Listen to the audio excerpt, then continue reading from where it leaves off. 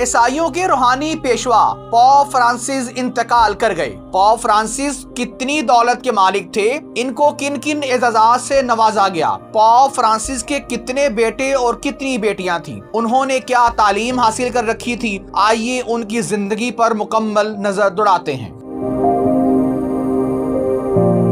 16 million dollar کا مالک مگر زندگی گزاری غریبوں جیسی، سفید کپڑے اور سر پر سفید ٹوپی، گول مٹول چہرہ، گورا رنگ، درمیانہ قد، دولت اتنی کہ گننے بیٹھیں تو کئی روز گزر جائیں، مگر حالت اور مزاج بالکل عاجزانہ۔ ایک اندازے کے مطابق ان کی کل دولت کا تخمینہ لگائیں تو 16 ملین ڈالر ہیں، جو پاکستانی 4 ارب 479 کروڑ اور 6 لاکھ روپے کے قریب ہے۔ محل نما گھر، گاڑیاں اور اس کے علاوہ اور بہت کچھ۔ ہم بات کر رہے ہیں عیسائیوں کے روحانی پیشوا پوپ فرانسس کی۔ سن 2013 میں انہیں پوپ منتخب کیا گیا تھا۔ وہ براعظم امریکہ سے تعلق رکھنے والے پہلے پوپ بنے۔ کیتھولک عیسائی فرقہ جو پوری دنیا میں پھیلا ہوا ہے، یہ فرقہ اپنے آپ کو رومن کیتھولک کہتا ہے اور اس کا مرکزی مقام روم میں ہے۔ کیتھولک چرچ کا سربراہ پوپ ہوتا ہے۔ پوپ فرانسس کو ماہانہ $32,000 خرچ کرنے کے لیے دیے گئے، مگر انہوں نے نہ صرف وہ رقم لینے سے انکار کر دیا بلکہ وہ پیسے بھی خیرات کر دیے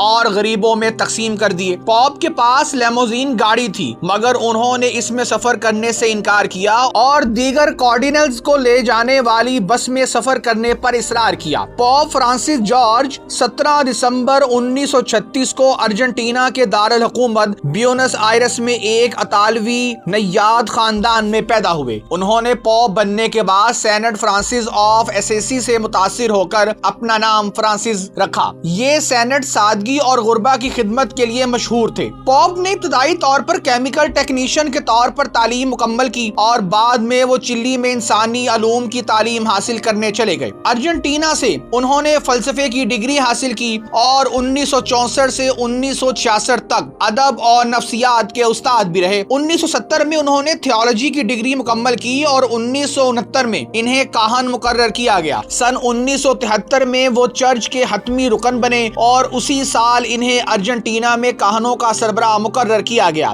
جہاں انہوں نے 6 سال تک خدمات سر انجام دی۔ بعد میں وہ تھیولوجی کے پروفیسر اور ریکٹر کے طور پر بھی اپنی خدمات سر انجام دیتے رہے۔ 1986 میں وہ اپنی ڈاکٹریٹ کی تحقیق کے لیے جرمنی چلے گئے۔ پوپ فرانسس کی زندگی اور خدمات پر کئی کتابیں لکھی اور فلمیں بنائی جا چکی ہیں۔ یاد رہے کہ پوپ فرانسس نے شادی نہیں کی، کیونکہ پوپ بننے کے لیے ساری عمر غیر شادی شدہ ہونا ضروری ہے۔ پوپ فرانسس کے بارے میں مشہور ہے کہ وہ اپنا کھانا بھی خود بناتے۔ پوپ فرانسس کو ایک اعزاز یہ بھی حاصل ہے کہ انہوں نے عیسائی مذہب کے 2 فرقوں کو ملایا۔ غزہ فلسطین پر سب سے زیادہ بات پوپ نے کی۔ جہاں پوپ فرانسس عاجزانہ مزاج کے آدمی تھے، وہیں کئی تنازعات بھی ان کی زندگی میں شامل رہے۔ پوری دنیا میں ہم جنس پرستی کو ہوا دینے میں ان کا ایک کردار رہا اور ان کا مزاج اس معاملے میں نرم رہا، جس سے ہم پرستی کو ہوا ملی۔ سینکڑوں بچوں کے ساتھ زیادتی اور ریپ کیا گیا، مگر پوپ فرانسس خاموش رہے۔ اب پوپ فرانسس کی عیسائی رسومات کے تحت تقریبات منعقد کی جائیں گی اور ان کی آخری رسومات ادا کی جائیں گی۔